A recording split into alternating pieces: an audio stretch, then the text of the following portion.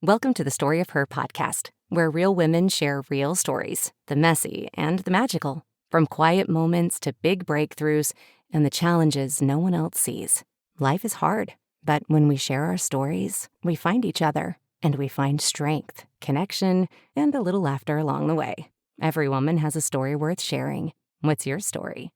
Anne Cloud, welcome to the podcast. I'm super excited to have you. My first experience with Anne was in a group class, and we're both professional voice actors, just for side note. And I did a read, and it was something that was a little outside my comfort zone. And I think I must have expressed that it was outside my comfort zone. And Anne immediately sent me a message, a private message on Zoom, and said, "That was amazing. You should submit that. I've worked with this company, and your sound was just what they want." And I booked the spot. And I have never forgotten that positive energy and reinforcement of something that I was nervous about, but just reaching out. Like, you immediately created a sense of friendship and feeling like you cared when I didn't even know you, right? So that is Anne Cloud in a nutshell. We can end the episode now. No, I'm just kidding. So, Anne, tell us a little bit about what you're passionate about right now in your life. Like, give us a quick snapshot. One thing I'm really passionate about right now is I'm going through The Artist's Way again. I don't know if you've done that book, but I'm doing it for the fourth time. But I'm doing it for the first time in a group. I'm leading a group of like 35 people. I just put it out there, like, I'm going to do this. Does anybody want to do it? And 35 people, like voice actors, people I know in Asheville, a couple of my clients wanted to do it because I put it in my newsletter. So it's this random group of people. And it has been, I was calling it Creativity Church because it feels so soul-filling when we meet every week. So that is like fueling my tank right now. My kids' school I'm getting to do more there because I just decided this year, like, I was going to hold both. I can be a professional voice actor and also help at my kids' school. Like, there is enough room in the universe for me to like do both. And so I'm like doing a play every semester, directing a play there. And that has been so fun. Those are a couple things that are filling me up. Voiceover for the planet. I'm doing a new podcast, which is like filling me up about just good news and joy. There's actually so much creative like goodness in the world right now. There is. And I think we get kind of bogged down in the negative news and feeling discontented with what's happening in society as a whole, and to just bring that positivity. I keep telling people who talk to me and say, I just feel so frustrated. I'm like, go to your local community, get involved, make a difference right where you live, and you will feel better. You will feel better because you will see the goodness of human nature all around you. Yeah, and you know, my last newsletter was about this because I get pretty upset about what's happening in the world, not just like in our country, but like, it's hard. The world is hard, and I don't think it's just right now. It's just, it's hard. And for those of us who are like, sensitive to things, it's especially hard, right? Mm-hmm. Like, it feels like, how am I supposed to? But it kills me because if I don't have agency to make a difference, if I can't actually change something, then I almost don't want to know, because what it ends up doing is bringing me down into this like cycle of doom and despair. And it's like, that's not helping anybody. Like, I always am telling my kids, really, when something dark is happening, like, can you fight it with darkness? No, of course not. You like light a candle and you bring your candle into the darkness and, oh my gosh, look what you did, right? And I feel like that is just so true right now. Not just get involved in your local community, but like, do something joyful. Find something that lights you up and brings creativity into the world and makes you feel good, and then makes the people around you feel good because it's contagious. And then that will actually truly make a difference. I really think that. It's true. I believe it 100%. One of my biggest goals for my life is to be a light bringer. Like what you're teaching your kids, be the person who brings the light into a room. And when you do that, you find joy and you find other light bringers and you lift each other up, and what better way to light a room than with multiple people bringing their light together? And that's what community can be if we're willing to let it. Yeah. Yeah, I mean, because community is not always easy, right? No. But I think like the visual in my mind is that there's this swirling darkness that we're all sort of wandering through right now, and you've got this little light that you're carrying, and when you bump into somebody else, it might turn their light back on, and then now there's more light, and Mm-hmm. you never know whose light you might turn on, and their light might start a fire that burns the darkness down, I don't know, but I do. I'm with you on Lightbringer. I'm with you on Lightbringer. It sounds like that's what you're doing at your kids' school too, by bringing theater in a beautiful way, like allowing kids to experience what that feels like. And then they're bringing light to the entire audience that's listening by providing Ugh. that. And they get to experience that at a young age. That's fantastic. That is, What When we did our play, we worked all semester on this play, and I was really nervous about it. I am not a director. I'm an actor. And mhm. so I've never directed a play. I never wanted directed a play. I never wanted to do children's theater either. I was in children's theater as a kid, and I was like, I'm never going to do this as a grown up. It's a lot of work. It's so much work. Oh my gosh. But I was nervous. I was nervous about the play, and I was nervous about the kids. They're not theater kids. They're just kids, Yeah. at a school. They didn't sign up. They're just like in it. And that morning as I was journaling, kind of like, what do I want out of today? And that was 100% the intention that sort of downloaded into me was like the vision of these kids and their light shining brighter, in that moment. And then that day, like they just got turned up. Their light just got turned up a little, and it 100% happened. It was so beautiful. So, are there experiences you've had in your life where community and other people being that person for you lifted you and helped you in challenging times? I have not experienced that. I have not found. I have not found community as much as I have wanted. I have created it. And that sounds bad, and I don't mean it to No, it sound doesn't. like that, but I did seek out. I will say that where the place my kids go to school is a beautiful community that I couldn't be more grateful for. And in that way, that community has lit up our family and served our family so well. But in terms of like my personal community, I grew up in the church and having different communities that served one piece of me, but didn't see me as a whole person. And I had to leave those communities. And every time I left a community, it felt really hard because I am a person of community, Mhm. and you are too, huh? Yeah, Yeah. definitely. And when my kids were little, I didn't have a lot of community, and I felt pretty isolated, and it was hard. And then we lived on a bus, and I Right. felt pretty isolated, and I didn't even know I was feeling that until all of a sudden I was like, something's not right in my life, and I really need community. And the job we do is It's so very isolating. isolating. And it was a couple years ago that I was just like, this isn't going to work for me. Like, there is a huge piece of my life that's missing. And I just started journaling about it and putting it out into the universe. I need to have more community. And I started signing up for classes, Mhm. Sound and Furry. Where isn't that where we met? That was it, wasn't No, I've it? never done any of theirs, but I've heard What they're was it? fantastic. I think What it were we was doing? I maybe Karin and T Jamie did one? I think it might have been one with Karin Oh and my Jamie. gosh, It's maybe. been a while. It's been a while ago. And like, how many do we do, right? So Right, much yeah. training all the time. 'Cause we're always seeking that. I Yeah. think it's more than the training, it's that sense of community and coming Yes. together. Yeah. Yes. Yes. Because as an actor, right, like you'd be in acting classes or you'd be in plays or whatever, there's always community. It's just not like that with voice acting. Right. Um, and yes, so that sort of seeking. And I just put it out there like I need community. I'm going to figure something out. And I kept trying different things and they didn't work, Mhm. like they weren't right. And I started an accountability group with like 6 people. And it was not good. And I was part of a management group that just wasn't right.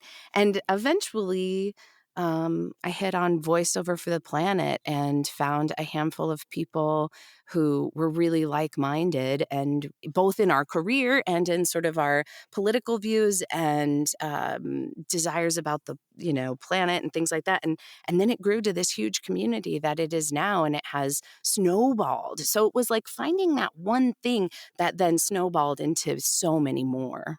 I love it. And the thing that I'm going to come back to, you said right at the beginning, is that you didn't find community, you created it. And I think so often I hear people say, like, I don't have a community, or people don't come up and talk to me. I don't have close friends. And I'm like, can you be that person if you can't find that person? And I'll go back to when my husband and I were first married. We'd probably been married about 4 years, and I was a stay-at-home mom for the first time. I had never experienced that isolation before, and Yeah. I did feel completely alone. And I remember going to church, which is one place I always went to find community. And I found out that like other people were doing these activities and things together, and I felt very left out. And I was complaining about it to my mom, and she was like, "You don't have to wait for them. You can just invite Mm. them to you." And so we started inviting people over and doing game nights. And then I started a mom's group, and like not through church, but like a local community mom's group. And I found some great friends. And I, like you, community didn't jump out and grab me. I created it where I was. And I think that's the key. And not everybody finds community in the same way, you True. know? Some That's people really want true. in-person people that they can sit and have coffee with, and some people would rather not have that, but just interact through online, and that works for them. And it's a tricky business because it requires so much of yourself to really truly be in community. I mean, it doesn't have to, but really it requires some degree of like vulnerability and sharing and listening, and it has to be, you have to know how to be like a I don't know. I was going to say like a reasonable person. But it does, right? You can't Mhm. be in community and just be completely self-centered. It's true. You need to be reciprocal, right? Like you Reciprocal. give and someone gives back, and then you give and they give back. And when that gets out of balance, it can feel very frustrating when you're doing Yeah. all of the giving. And sometimes we need that. I've had experiences where I needed to be the giver, and it felt good to be the giver for a while. Yeah. And Yeah. then I've had times where I had to be the taker, Yeah. and that was hard. That's really hard for a giver to Yeah. be the taker. So What Enneagram number are you? I don't even know. Is that like personality thing? It's Like a so much more E's than a E and personality thing. We're going to do it for you later. all right, perfect. I would say I know I'm an extroverted extrovert, and on all the things where it's Yeah, like, me what too. are you? Like the color scale, like red, yellow. I'm like a yellow, yellow, yellow. Like, um, Is your husband also? no. So my husband is he is a type A, red personality, very like he color codes his closet. Oh, And his wow. socks are all have to be folded a neat and perfect way. Wow. And I'm not that person at all. But he is also extroverted. He's He is. probably an introverted extrovert. Like he does need to recharge on his own. He loves to be with a group and he's good when he's in it, but he's happier to just not be in a group. It's fine. He doesn't need a group. But yeah, Hmm. we're funny. We complement each other very well, but we also are like fire and ice in some things. The early years of our marriage were very I remember somebody telling me once about the like 23% in a marriage or really any relationship that like the best you can hope for is 77. Is that the other side of 23? I think so. Percent, like that's the best you can hope for. And there's always going to be this 23% that is stuff that like irritates you Yeah. and that makes you crazy and that like you wish was different, but you have to like, be okay with that 23%. Like if your husband leaves his socks by the bed Yeah. every single night, you get to decide like, is this part of my 23%? Am I just going to like love it anyway and own it? And family is our core community, right? Yeah. And for those of us who have a partner and children, they become the community that means the most and is the most influence in our life for good or ill, right?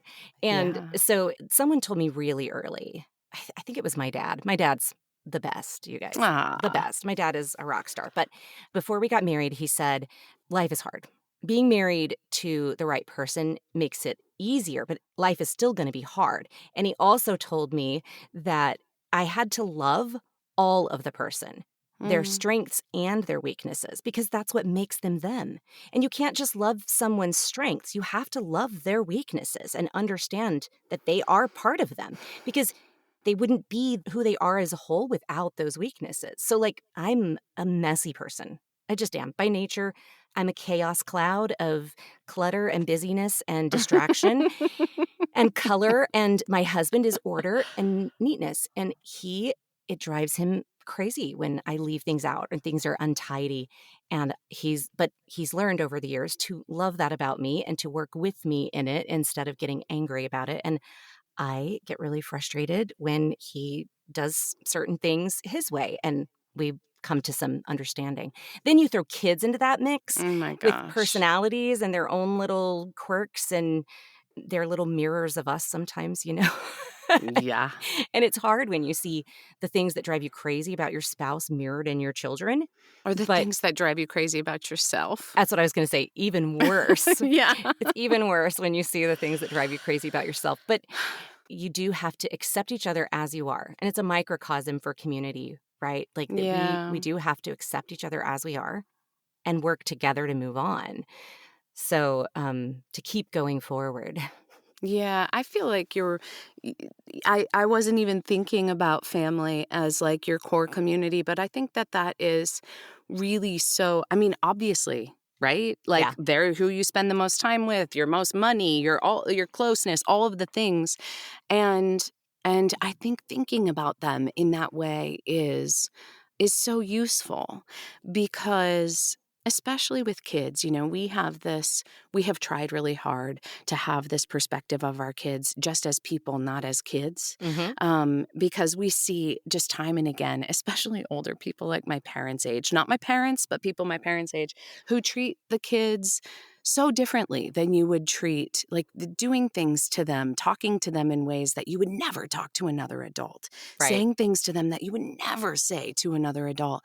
And so trying to like honestly honor their boundaries and honor who they are as people, um while still, right, like holding, oh, like that you are the parents and have to like, you know, we started having family meetings. Do you guys do family meetings? We Did you do. ever do family We do. meetings?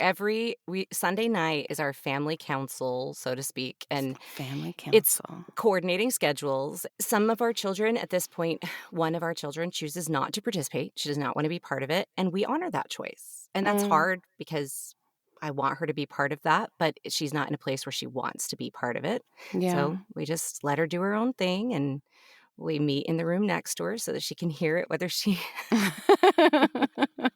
and she'll holler out from her room sometimes, and add her feedback. But yeah, family meetings, I think, are a really undervalued part of community. You really do have to meet together to come to some consensus. Yeah. I mean, and when things are like not bad, Right. right? Because sometimes our family comes together because we have to work through like something that we're all arguing about or whatever. Yep. But coming together on a regular time once a week when we like and letting everyone have a voice. What's happening for you, not just in your life, but like what's working or not working for you. Screens in our lives are frequently talked about in family meetings. Same. And it comes up, you know, almost every week like, hey, this isn't working for me. Or, hey, my friend said X, Y, or Z, and they get to play this game. Why don't we get to play this game? Or whatever the thing is. And we have to like, you know, and if it just comes up when I'm making dinner or I'm trying to get them out the door to school or whatever, it's really hard for me, you Yeah. know, to hold that and to give them like a decent sized piece of my brain and my attention. But when we can come together and like, it's the same with Voiceover for the Planet. Yeah. Honestly, when somebody emails me and I'm in the middle of my workday and they've got this problem and we've got this marketing thing and I need to blah blah blah blah blah, I'm like, "Ugh, I'm going to give them a half answer right now, Mhm. or I could just set it aside and bring it to the meeting on, you know, when we meet once a week, and then I can like fully flesh it out and give them more of my of my goodness, as opposed to right now. I love that. And if we're taking it on a bigger level, when we have meetings with others, whether it's our family or whether it's a community event or something like Voiceover for the Planet where you're running an organization, when you have other people involved in the conversation, other ideas flow, things you Yeah. might not have thought of, and you can feed on the other people's energy. Whereas if you're just responding in an email and you're in the middle of something, you can't really benefit from the input of other people's ideas. Whereas in a meeting, you can. And that is where community can be so valuable. Yeah. Yeah, 100%. No matter what kind it is, right? Like Yeah. whether you're all really like live and engaged, or even if it's like a forum, like an online forum, but other people can give input. It really does make a difference. It really does make a difference. In the artist way, like Julia Cameron talks about how you can't do it with less than 4 people because you need to be hearing other people's experiences of their Hmm. journey to like really grow in your own. And I think that's right. It really does help. And I think, especially in a world where we're frustrated and confused, when we hear other people's perspective, Yeah. it changes. It doesn't always change our perspective, right? But it helps us to understand other people and we feel less alone and Yeah. less frustrated. One thing that I do in my community that I highly recommend everyone do, I guess everyone couldn't do it or then it wouldn't make sense, but I used to feel very frustrated by elections. And I know politics is something that's really important to you as well. So I was feeling really like I didn't have a say, I didn't have a voice, my voice didn't matter. And so I began to volunteer at elections and to work the elections. And over the years, I actually within a year, I became a chief judge. So I run a precinct, Oh, and wow. it is my favorite way to be a part of my community right now because I get to work with like 10 to 12 other people. Sometimes it's less depending on the size of the election.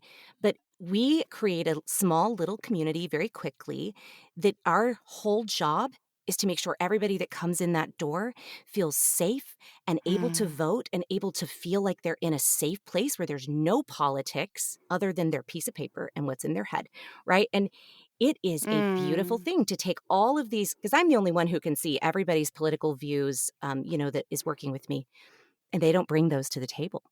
They're Yeah. gone. The only goal is fair voting and everyone feeling safe and comfortable to vote. And so I highly recommend anybody who feels frustrated with elections or anything like that, go volunteer, be part of the Yeah. process. And there's a lot of ways you can be part of it. You can canvass and go door to door and talk to people about issues that are important to you. You can get the vote out by helping people register to vote before elections. I mean, there's so many ways to be involved.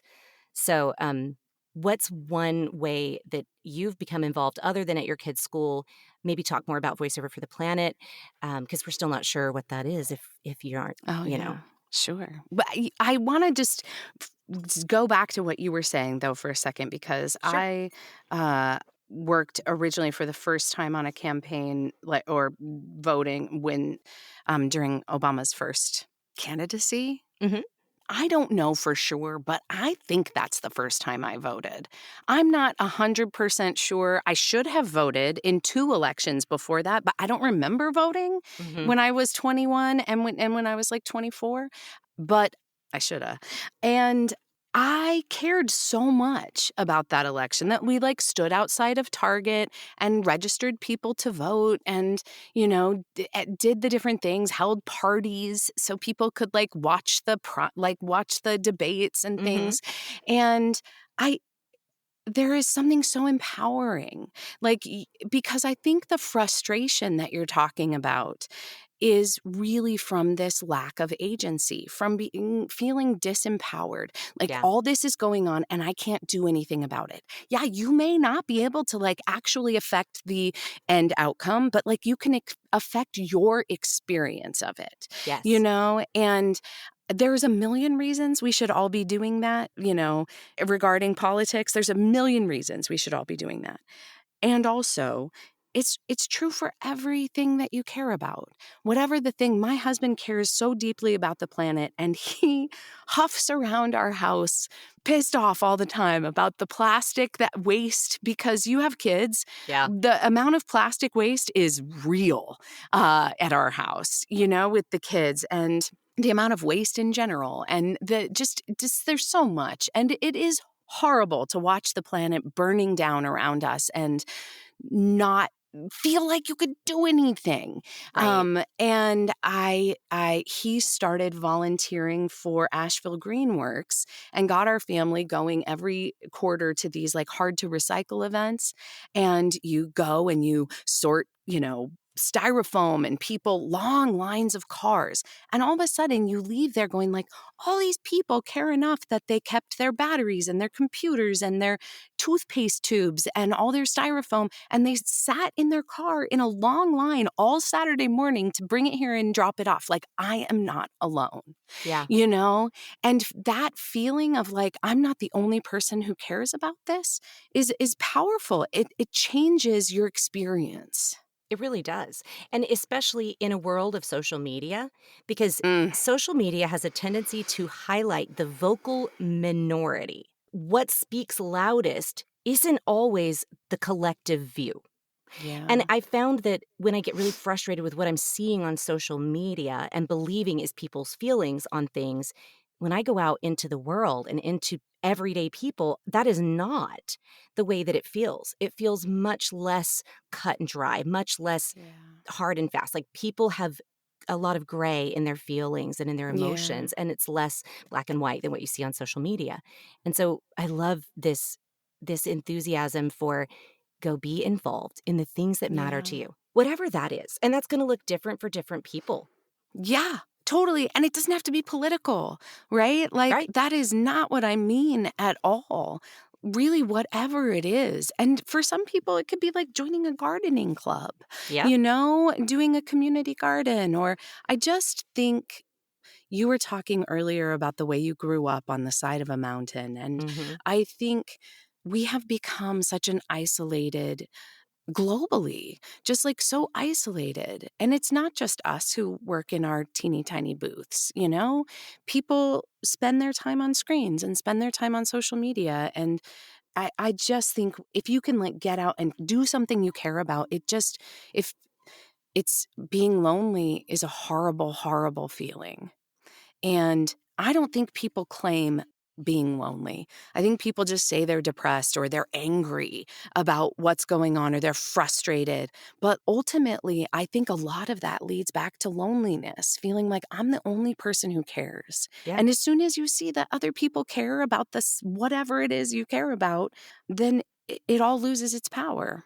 it's true. I think when you take loneliness and you combine it with a sense of powerlessness, Mm, it just really can create just horrible feelings within you. But what yeah. you just explained is take that loneliness and take that sense of powerlessness, go get involved in something that's passionate for you, something that you believe in. You're going to see other people who believe in it, and you're going to feel that sense of community, and that can totally change our lives. It really It can. really can. When the election happened, I mean, this is turning out to be such a we're talking about so much politics. I don't But know. Is that okay? it's okay because nothing is you have to believe a certain way, No. right? And it does, and Yes. I think no matter who you voted for, we all feel frustrated right now. There's nobody who's Mm, like, "Oh, the mm, world is perfect." hmm When at this last election, last November, I felt panic and I felt despair. And I think and I had worked, done stuff for Yep. the election. And where I was at, right, was this feeling of everybody that was in my community was also feeling despair. And we all kind of pulled each other down into this like sinkhole of sadness Oh, and wow. what's going to happen now. That maybe is the first time where I felt like the community was, for a moment, almost a negative, Mhm. But as soon as like were we talking about this about the light? Yes, Yeah, being a being light light bringer. bringer. And as soon as one person's light turned on and went like, okay, hold on, you guys, like, where's the joy? What are we doing? Like, we have got to, and for me, it was through Voiceover for the Planet. Like everything was still swirling in this darkness around me. And Voiceover for the Planet was like, well, we've got this, what can we do here? What voice can we bring? How can we be a part of something that isn't awful? And it really had that community or collective positivity of one thing turning on and another thing turning on and the light growing, And that's how it begins. And that's One how it person begins. having the courage to say, what can we do different and how can we smile? How can we see the joy? How can we find the joy in our Yeah. circumstances? That's beautiful. Well, and this has been a fantastic discussion about community. I feel like we could talk for hours, but I want to ask you one thing that I like to ask every guest. What are your I am statements right now in your life? What are the things that are your core beliefs, the things that you know about yourself? Wow. I know it's a big question. And You're not going to usually prepare people for I that? Jeez, Aleesha. I know, usually I do. And we started very haphazardly, so you did not get preparation. So think Oh, for just I a minute. am. The first thing that comes to my mind is I am growing. I feel like at 45, this is the biggest growth phase of my life that I can really recognize or remember of stepping into my light and my power and who I am as a individual, not just as a mom and wife and those other labels. This seems weird, but I'm just going to say it because it Say popped it. into my mind. I am love. I feel like as I am growing, my recognition is that love is where everything for me needs to stem from. And as long as I can live from a place of remembering I am love, then everything else kind of falls into place. What are yours? I am strong. I think that's my biggest one Mm, recently. I didn't realize quite how strong I was. I am strong and I am light. Those are the mm, two things I'm focusing on right now. Like, I want to be light in every relationship and everything that I'm in. yeah. And I used to think for a while the world is very negative about people pleasing. People pleasing is a bad thing. People pleasing is bad. Um, but I enjoy it. I like to make people happy.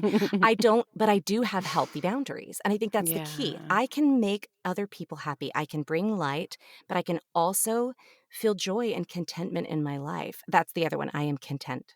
Mm, And it's a beautiful place to contentment be. is, yeah. Yeah.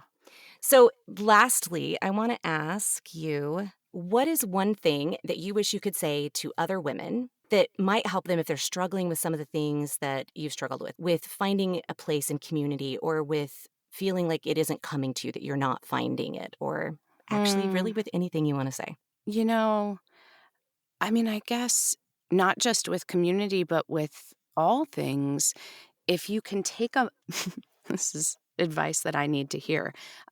Don't If we you all? can take a moment to remember who you are, like who you really are, down when everything is stripped away, not as a mom, not as a voice actor, whatever, like all those labels, but like there is a soul person, right, that is like deep down underneath that. And if you can find who that is and just give her a little bit of love, then from that place, you can go find or do whatever it is you want to do. You'll find the right people. You'll find the right community. You'll find the right job. You'll find the right partner or whatever the thing is. Like that if we stem from that, like, but you have to dig a little bit because so many layers have been put on us as women, at least women of a certain age. Um, Yes. so many layer upon layer of things that we have to sort of shed to figure out who that person is that we want to nourish? I do. I have a friend who used to babysit for me. She's now grown up and has a couple of children of her own. But when she was 14, she asked me, and I was probably 30. I was pretty young. And she says, how do I know who I am? How do I Mm. figure that out? How do I know? And at 30, I was like, oh, let me tell you. I know exactly who I am. And it's so funny to look back on that now at 44 this week. I'll be 44 this week. Oh, happy birthday. Thank you. At 44 to go, I had no idea. I had clues, but I thought I knew. And as I've grown and shifted and changed and shed away the labels that restricted me, there's so much more to me than I realized at 30 years Mhm. old or at 14. So I guess if I could go back and talk to 14-year-old Kirsten, I would say you figure it out a little bit at a time. Yes. Oh my And you embrace who gosh. you are in the moment and figure out where you wanna grow and why we need to do that now at 44, Yes. at 50, at 70. It's okay to embrace who you are in Yes. the moment, but to take it as it comes. Yeah, no, that is such good advice. Like, it just doesn't happen all at once, right? And if No. it did, your life would be over, and that sucks. So, like, Right? allowing it to unfold, Where's the yeah, fun in that? grace. Yeah, having a little grace for the unfolding of life. I love it. Well, thank you, Thank Anne you, Cloud, for buddy. this fantastic conversation. Just share with us the places that people can find you online. There should be 3 at least. One where they can find you as a voice actor, one where they can learn more about Voiceover for the Planet, and one where they can listen to your podcast. Okay, yes. My website is AnneCloudVoiceover.com, Anne with an E, cloud like in the sky. And Voiceover for the Planet is just voiceoverfortheplanet.com, all spelled out. And the podcast is brand new, and I can't claim that it's mine. I'm co-producing it with Allie Murphy, who's a rock star. And it is good news for planet Earth, 5-minute little happy nuggets that you can listen to about real things that are happening in the world that are good and joyful. Bringing light. Bringing light. Well, thank you, Anne. Thanks for listening to the Story of Her podcast. I really hope you heard something today that left you feeling inspired, uplifted, or just a little less alone. If you enjoyed the conversation, it would mean a lot if you followed the show, left a quick review, or shared it with someone who might need to hear it too. It's a small thing, but it really helps more women find the show. And if you'd like to be a co-host on the podcast and share your story, please reach out to me at Aleesha@AleeshaBakeVoiceovers.com.